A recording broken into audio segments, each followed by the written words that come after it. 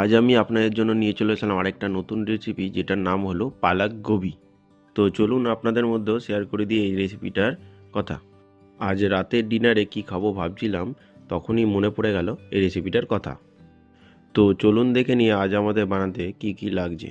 প্রথমেই আমি নিয়ে নিলাম অল্প পেঁয়াজ, অল্প রসুন, অল্প আদা আর ফুলকপি। আপনারাও যতটা বানাতে চান সেই পরিমাণ মতো আপনারাও নিয়ে নিন।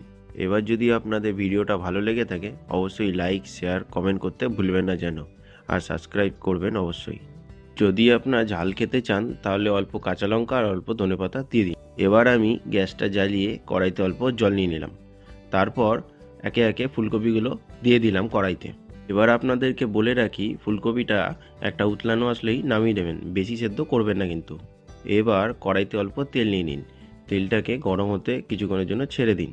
ততক্ষণে আমরা ম্যারিনেটটা তৈরি করে নিই। প্রথমেই অল্প ময়দা নিয়ে নিন, তারপর অল্প জিরের গুঁড়ো, তারপরে হলুদের গুঁড়ো, তারপরে একটু নুন আর একটু লঙ্কার গুঁড়ো, তাতে অল্প কর্নফ্লাওয়ার। এরপর পাশে রাখা সেদ্ধ ফুলকপিগুলো নিয়ে মেখে নিন। এতক্ষণে আমাদের তেলটাও গরম হয়ে গেছে। তো এবার মেখে রাখা ফুলকপিগুলো একটা একটা করে দিয়ে দিন কড়াইতে।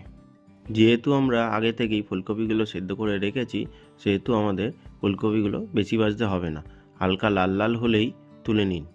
আবার কড়াইতে অল্প তেল নিয়ে নিন। ফার্স্টেই যে সবজিগুলো আমি নিয়েছিলাম সেগুলোর একটা মিক্সিতে পেস্ট বানিয়ে নিন। যদি আপনার কাছে মিক্সি থাকে তবে হাতেও বানিয়ে নিতে পারেন। আমার তো মনে হয় হাতে বানানো পেস্টটাই সবথেকে ভালো হয়। তেলটা গরম হলে পর একটা দারচিনি আর তেজপাতা দিয়ে দিন, আর পাশে রাখা পেস্ট করা মশলাটাও দিয়ে দিন কড়াইতে।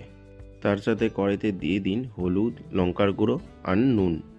যেহেতু আমি প্রথমেই পালং শাকটাকে সেদ্ধ করে নিয়েছি তাই আপনাদের ভিডিওতে দেখাতে পারলাম না, আপনারাও প্রথমে চাইলে পালং শাকটাকে সেদ্ধ করে নিতে পারেন। যতক্ষণ আমার মশলাটা কড়াইতে কষছে এর মাঝখানেই আমি বানিয়ে নেব পেস্টটা। এরপর কড়াইতে যে পালং শাকের পেস্টটা রয়েছে ওটা দিয়ে দিন, দিয়ে কিছুক্ষণ নাড়ুন। যখন মশলা থেকে তেলটা বেরোবে তখন আপনি ফুলকপিগুলো দিয়ে দিন। দেওয়া হলে পরে কিছুক্ষণ নাড়িয়ে তারপরে নিয়ে নিন প্লেটে।